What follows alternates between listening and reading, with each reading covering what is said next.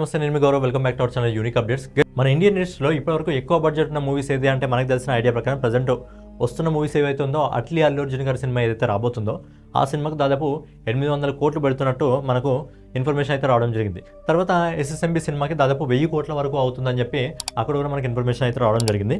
అయితే రామాయణ మూవీకి ఫస్ట్ నుంచి మనకు వస్తున్న ఇన్ఫర్మేషన్ ఏంటంటే పార్ట్ 1కి 900 కోట్లు, పార్ట్ 2కి 700 కోట్లు, ఓవరాల్గా ఈ సినిమాకి సంబంధించి 1600 కోట్లు అవుతుంది. ఇప్పటివరకు ఇండియన్ హిస్టరీలో ఇంత బడ్జెట్ ఏ సినిమాకు కూడా లేదు. మరి ఆ బడ్జెట్ని సినిమా వసూలు చేయగలరా లేదా అని ఒక డౌట్ ఉండే, కానీ రెండు పార్ట్లో వస్తుండే కాబట్టి ఖచ్చితంగా మొదటి పార్ట్ ఒక 1000 కోట్లు 1500 కోట్లను వసూలు చేసిన, రెండో పార్ట్ కూడా ఒక 1000-1500 కోట్లను వసూలు చేసిన ఖచ్చితంగా ఈ సినిమా ఒక 3000 కోట్ల వరకు వసూలు చేస్తుంది అని చెప్పి ఇంతవరకు మనకు ఒక నమ్మకం అయితే ఉంది.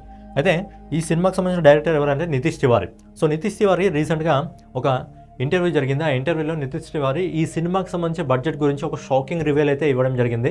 సో అదేంటనే మాట్లాడుకుందాం. అంతకంటే ముందు ఈ రామాయణానికి సంబంధించి మీకు ఇంపార్టెంట్ అప్డేట్ ఏంటంటే ఇక్కడ మనకు రామాయణ మూవీలో ముగ్గురు, రణబీర్ కపూర్ గారు రాముడి పాత్రలో, అలాగే సీత సాయి పల్లవి పాత్రలో, అలాగే మనకు రావణుడి పాత్రలో యశ్ గారు కనిపించడం జరుగుతుంది కదా.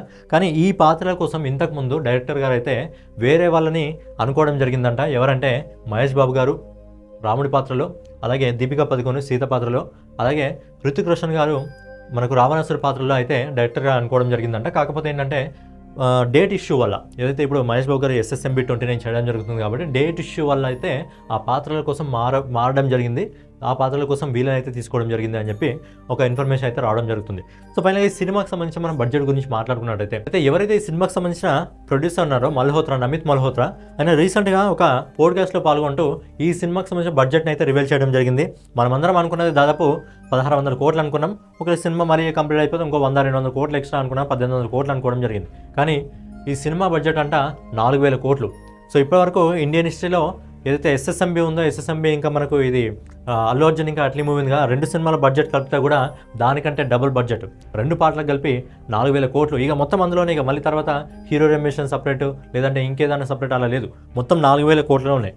4000 కోట్లతో నిర్మించబడుతున్న ఈ సినిమా మరి తిరిగి ఇండియన్ బాక్స్ ఆఫీస్ వద్ద తన బడ్జెట్ని వసూలు చేస్తుందా, సూపర్ హిట్ని ట్యాగ్ని సొంతం చేసుకుంటుందా?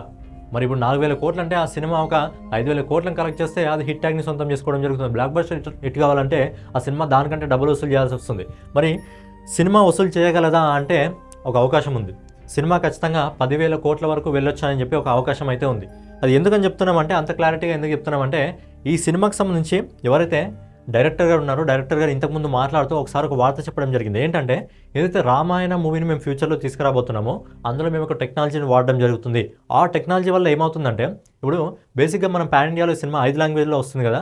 సో 5 లాంగ్వేజ్లో రిలీజ్ చేయాలంటే ఏంటంటే మనం ఒకసారి డబ్బింగ్ చెప్పాల్సి వస్తుంది, డబ్బింగ్ స్టూడియోకి వెళ్ళి. కాకపోతే ఈ సినిమాలో ఒక టెక్నాలజీని యూజ్ చేస్తున్నప్పుడు ఆ టెక్నాలజీ వల్ల సినిమా నువ్వు ఏ లాంగ్వేజ్లో చూసినా సరే ఆటోమేటిక్గా ఆ లాంగ్వేజ్లో కన్వర్ట్ అయిపోతుంది. సింపుల్గా చెప్పాలంటే ఈ cinema main market Hindi. So Hindi నుంచి నువ్వు వేరే లాంగ్వేజ్లో టప్ చేయాల్సిన అవసరం లేదు. హిందీలో తీస్తే ఆ టెక్నాలజీ ద్వారా మిగతా ఎన్ని లాంగ్వేజెస్ అయితే వాళ్ళు సెలెక్ట్ చేసుకోవడం జరుగుతుందో అన్ని లాంగ్వేజ్లో రూపొందడం జరుగుతుంది. అంటే ఏదైతే ఈ సినిమా ఇండియాలో రిలీజ్ కావడం జరుగుతుందో అదే రోజున నువ్వు వేరే దేశంలో, అమెరికాలో కానివ్వండి, రష్యాలో కానివ్వండి, లేకపోతే చైనాలో కానివ్వండి, లేదంటే కొరియాలో కానివ్వండి, ఇలా జపాన్లో కానివ్వండి, ఏ దేశంలో అయినా సరే ఆటోమేటిక్గా అదే రోజు మనం రిలీజ్ చేయొచ్చు. అంటే లాంగ్వేజ్తో ప్రాబ్లం లేదు, ఆటోమేటిక్గా లాంగ్వేజ్లోకి ఆ టెక్నాలజీ అనేది కన్వర్ట్ చేయడం జరుగుతుందంట.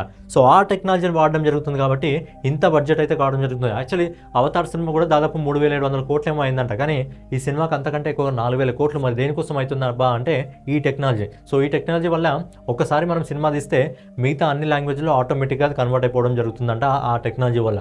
సో మామూలుగా అంటే మనము సినిమాలు తీసినప్పుడు, పాన్ ఇండియా సినిమాలు తీసినప్పుడు తిరిగి దానికి డబ్బింగ్ చెప్పాల్సి వస్తుంది స్టూడియోకి వెళ్ళి. కానీ ఈ సినిమాకి అవకాశం లేదు, డైరెక్ట్గా ఆటోమేటిక్గా కన్వర్ట్ అవుతుంది కాబట్టి అందుకే ఈ సినిమాకు 4000 కోట్లు అయితే ఖర్చు కావడం జరుగుతుంది. సో ఇది విన్నప్పుడు చాలామంది ఎందుకు 4000 కోట్లు అనుకొని ఒక డౌట్ వచ్చింది, నాకు కూడా డౌట్ వచ్చింది. సో తర్వాత టెక్నాలజీ ఒకటి ఇంక్లూడ్ చేస్తున్నారు కాబట్టి దానికి ఎక్కువ ఖర్చు అయింది. 4000 కోట్లతో అయితే సినిమాని తీస్తున్నట్టు మల్హోత్రా గారు అయితే చెప్పడం జరిగింది.